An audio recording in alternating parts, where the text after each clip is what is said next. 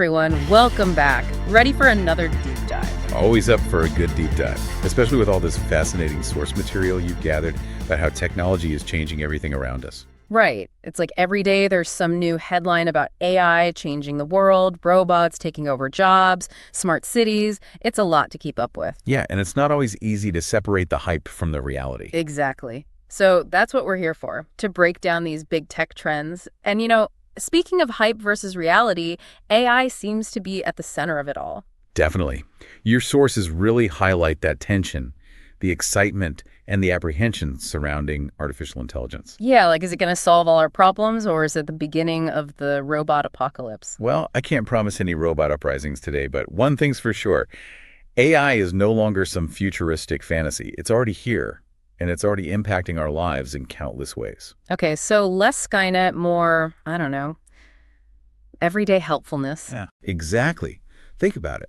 How often do you use a voice assistant on your phone or get recommendations from Netflix?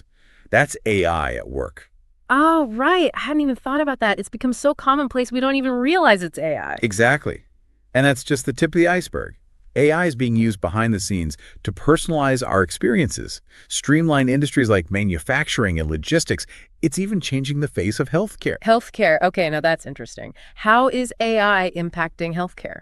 Well, one area your sources really focus on is the idea of moving from reactive to proactive healthcare. Imagine getting an alert on your smartwatch that you might be coming down with something based on your sleep patterns and heart rate variability, all before you even feel sick. Wow. So instead of waiting until we're sick to go to the doctor, AI could help us stay ahead of the curve. That's pretty amazing. But it also makes you wonder about all the data these devices are collecting. You're absolutely right to raise that point. It's a double-edged sword. On the one hand, we have the potential to revolutionize healthcare and well-being with all this data. But on the other hand, we need to make sure that data is handled responsibly and ethically. So it's a balancing act. And speaking of balancing acts, have you noticed how much more sophisticated wearables are getting? It's not just about counting steps anymore. Right. I mean, some of these new smartwatches can track everything from your heart rate variability to sleep patterns. They can even detect potential health issues like sleep apnea. It's incredible. It's like having a personal health monitor strapped to your wrist. But it does make you think, where do we draw the line? How much data is too much? And who has access to all of it? Those are important questions.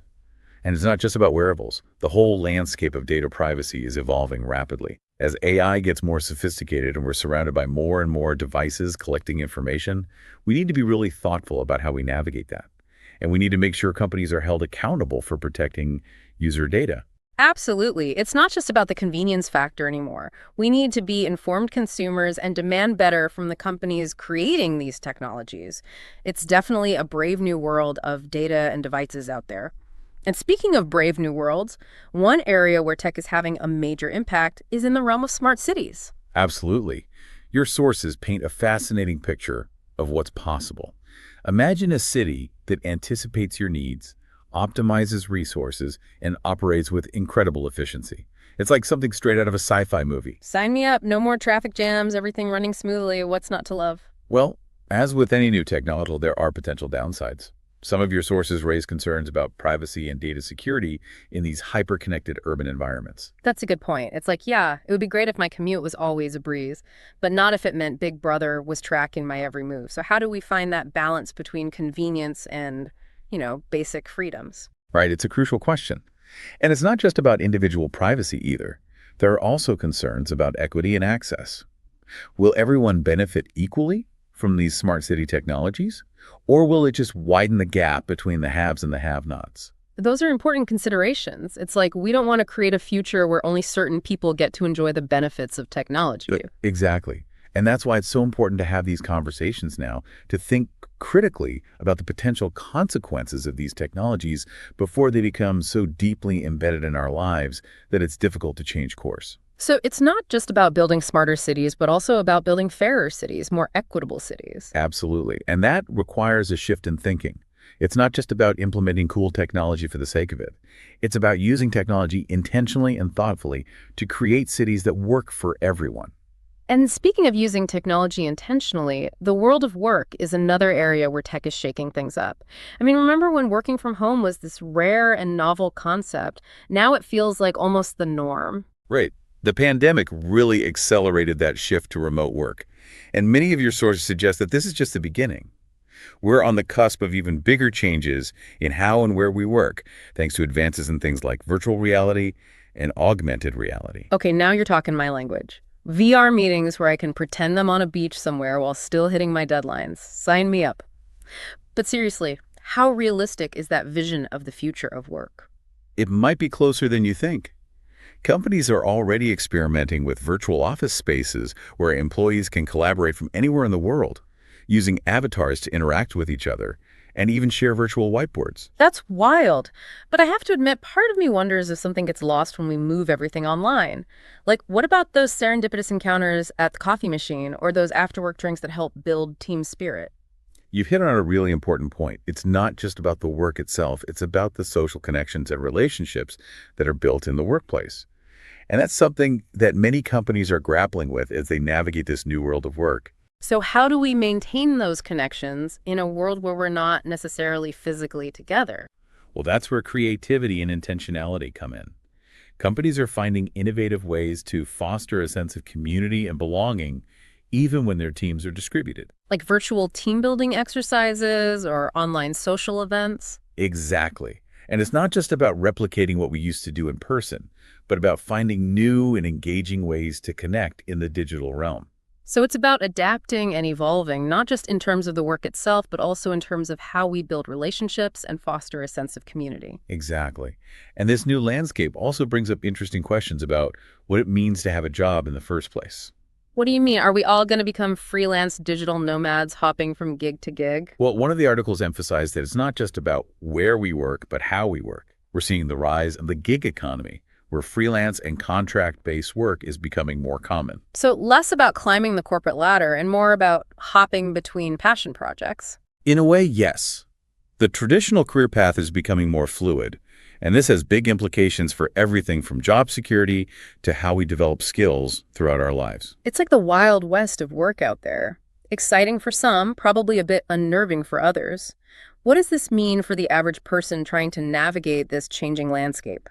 One of the key takeaways from the research is the growing importance of adaptability and continuous learning.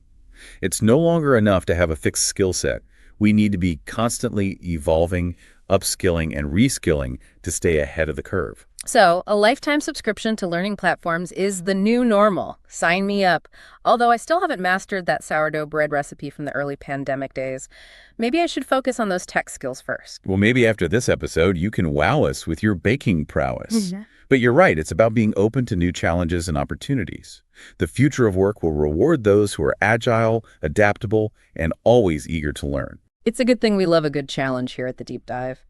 But, all this talk about AI, wearables, smart cities, the future of work, it does make you wonder, where does the human element fit into all of this? How do we make sure we're not just cogs in the machine? That's a question that weaves its way through all of the sources you shared, and it's a vital one to consider. Because at the end of the day, technology is a tool. It's a means to an end, and the end should always be to enhance human life, not to replace it. It's easy to get caught up in the excitement of new tech and forget the bigger picture. So as we venture deeper into this tech-driven world, how do we ensure that we're using these tools for good, for the benefit of humanity? That's a question we'll explore further when we return. And we're back. Before the break, we were really getting into some deep stuff about keeping the human at the center of all this amazing but kind of overwhelming technology. It's really easy to get caught up in the impressiveness of it all and forget that tech is ultimately a tool, right? It's all about how we use it. Yeah, and that's what I really want to dig into. As we navigate this increasingly tech-driven world, how do we make sure that tech is serving us, not the other way around? That's 8E question, isn't it? And it's something that came up again and again in your research. One of the biggest things is awareness. Awareness? You mean like being aware of how much time we spend scrolling or... Well, that too. But I'm talking about being informed consumers of technology, understanding not just how to use all these incredible tools, but also how they impact us as individuals and as a society. So less about mastering the latest TikTok dance craze and more about understanding the algorithm that's feeding me those videos in the first place. You got it. Question those algorithms. Yeah. Be mindful of the data you're sharing. Support companies that align with your values. Those small choices can really make a difference. It's like we have more power than we realize, right? Absolutely. Every click, every purchase, it's a vote. And collectively, those votes have a huge impact on the direction of technology. So knowledge is power. Knowledge is definitely a powerful tool, but it's not enough to just have that knowledge locked away in our own heads. We need to talk about it, have conversations with friends, family, colleagues. Start a tech book club.